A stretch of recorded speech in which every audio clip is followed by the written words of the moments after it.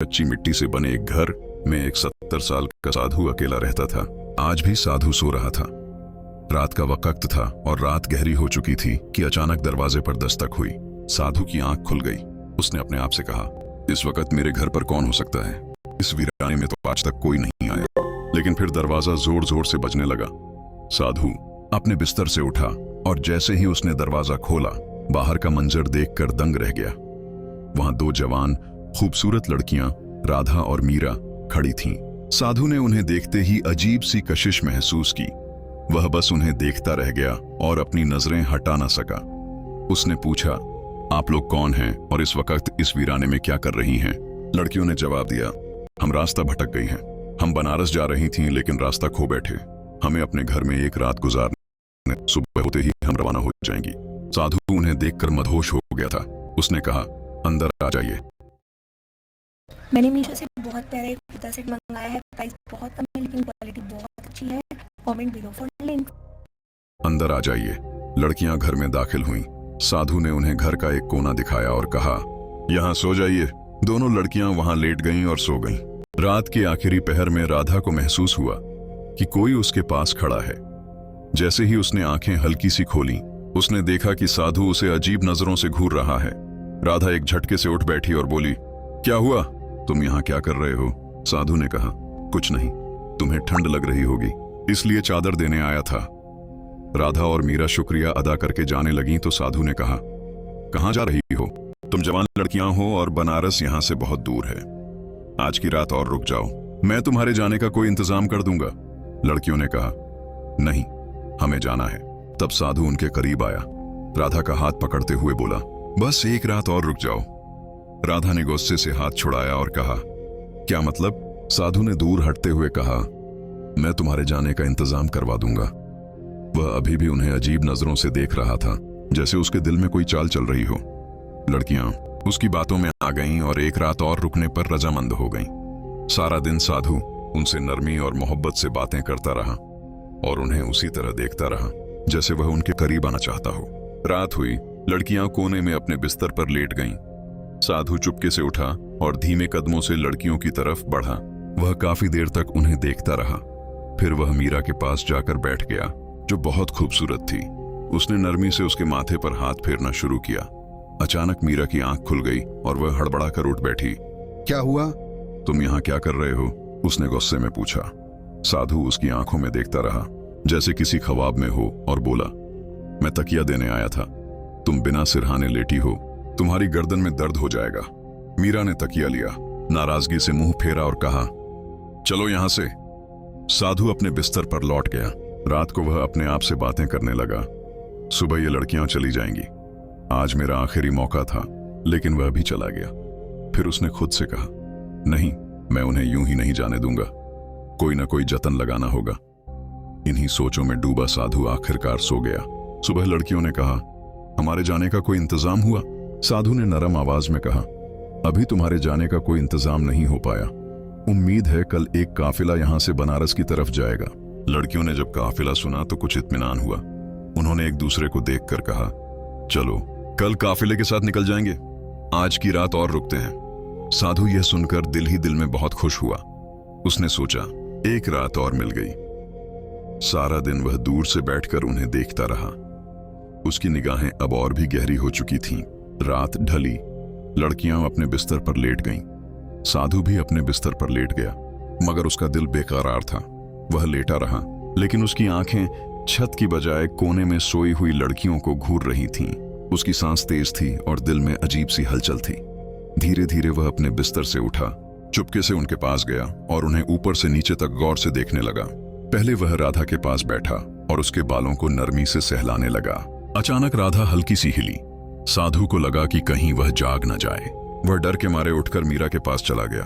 अब उसने मीरा का हाथ अपने हाथों में ले लिया और उसके चेहरे को देर तक देखता रहा।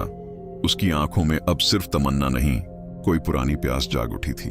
अचानक मीरा की आंख खुल गई और वह चीख पड़ी। साधु ने झट से उसके मुंह पर हाथ रख दिया ताकि आवाज बाहर ना निकले।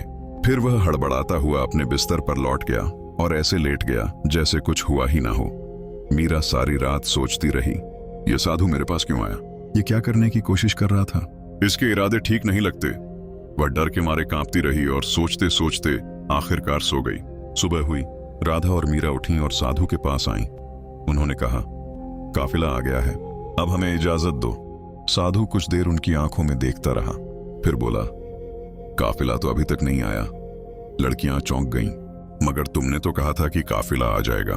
साधु ने थकी हुई आवाज में कहा, हाँ आना था, शायद शाम तक आ जाए।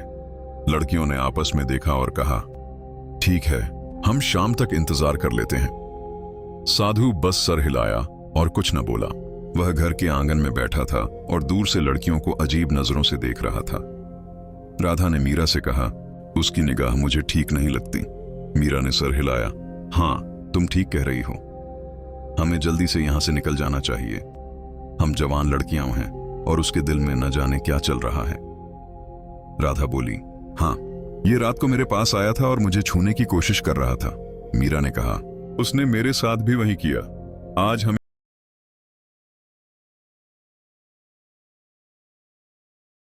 साधु अभी दूर से उन्हें देख रहा था, जैसे कोई शिकारी अपने शिकार पर नजर रखता हो। शाम हुई, उससे पहले कि लड़कियां उसके पास आती, साधु खुद उनके पास आ गया।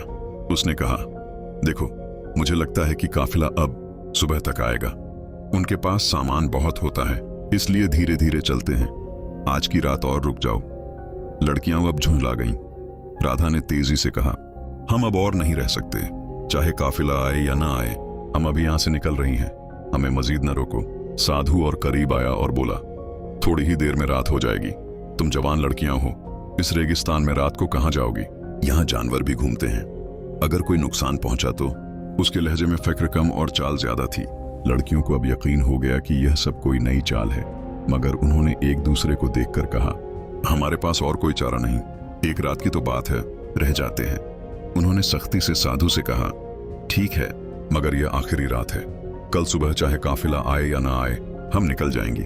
साधु ने मुस्कुराते हुए कहा, ठीक है, लेकिन उसकी मुस्कान में कुछ और ही छुपा था। रात हुई। लड़कियां, जो अब साधु की हर हरकत पर नजर रखे हुए थीं, कोने में लेट गईं, मगर उनकी आंखें खुली थीं। वह डर और शक में डूबी हुई थीं, आपस में धीमी आवाज में बात कर रही। राधा ने कहा, उम्मीद है आज की रात जल्दी गुजर जाए। मीरा ने जवाब दिया, हाँ, बस आंखें बंद करके लेटे रहो, जैसे हम सो गई हों। साधु अपने बिस्तर पर लेटा था, मगर उसकी एक आंख खुली थी। वह बार बार लड़कियों की तरफ देख रहा था कि क्या वह वाकई सो गई है। जब उसे लगा कि लड़कियां अब हिल नहीं रही हैं, उसने आंखें बंद की, लेकिन उसका दिल अभी भी का। थोड़ी देर बाद जब उसे यकीन हो गया कि लड़कियां सो चुकी हैं, वह धीरे से उठा और उनकी तरफ चल पड़ा। वह काफी देर तक चुपचाप उनके पास खड़ा रहा, जैसे उनके हाव भाव पड़ रहा हो। फिर वह राधा के पैरों के पास बैठ गया और धीरे धीरे उसके पांव सहलाने लगा। तभी राधा की आंख हल्की सी खुल गई। साधु को एहसास हुआ तो वह फौरन पीछे हट गया। अब वह मीरा के पास गया और उसके माथे को सहलाने लगा। अचानक मीरा की आंख खुल गई। उसने घबराकर करवट ली और मुंह नीचे कर लिया। वह कुछ न बोली, मगर उसकी हरकत ने बता दिया कि वह जाग चुकी थी। साधु चुपचाप उठकर अपने बिस्तर पर लौट गया। उसकी धड़कनों में घबराहट थी, मगर चेहरे पर कोई पशेमानी नहीं थी। सुबह हुई। राधा और मीरा उठी और सीधा साधु के पास गईं। उन्होंने तेज लहजे में पूछा, हाँ, आया क्या तुम्हारा काफिला, या अब कोई नया बहाना है? साधु कुछ देर खामोश रहा, फिर बोला, काफिला तो नहीं आया। लड़कियों का गुस्सा अब झलक पड़ा। हमें तो पहले ही पता था कि कोई काफिला नहीं आने वाला। तुम हमें किसी और मकसद के लिए रोक रहे हो। हमें सब समझ आ चुका है, अब हमें एक पल भी यहां नहीं रहना। राधा ने मीरा का हाथ पकड़ा और कहा, चलो यहां से चलते हैं। जैसे ही वह झोंपड़ी से बाहर निकलने लगी, साधु अचानक उनके सामने आकर खड़ा हो गया और रास्ता रोकते हुए बोला, तुम यहां से नहीं जा सकती। लड़कियों ने कहा, रास्ते से हट जाओ, वरना हम जोर से चीखेंगी। साधु ने धीरे से कहा, तुम्हारी आवाज यहां सुनने वाला कोई नहीं है। तुम क्या चाहते हो? हमें क्यों रोक रहे हो? तुम हमारे बाप की उम्र के हो, कोई तो शर्म करो, कोई तो लिहाज करो। राधा ने कहा। साधु ने गंभीर आवाज में कहा, जैसा तुम्हें दिखता है वैसा नहीं है। तुम जिस शख्स की तलाश में बनारस जा रही हो, क्या पता वह यहीं कहीं हो। लड़कियों ने गुस्से से कहा, तुम्हें यह कैसे मालूम कि हम बनारस में किसी को ढूंढने जा रही हैं? साधु बोला, यह बात मैं अभी नहीं बता सकता, मगर अगर तुम आज की रात यहीं रुक जाओ तो यह तुम्हारे हक में बेहतर होगा। लड़कियां चौंक गईं। वह सोचने लगी, इस बूढ़े आदमी को क्या हो गया।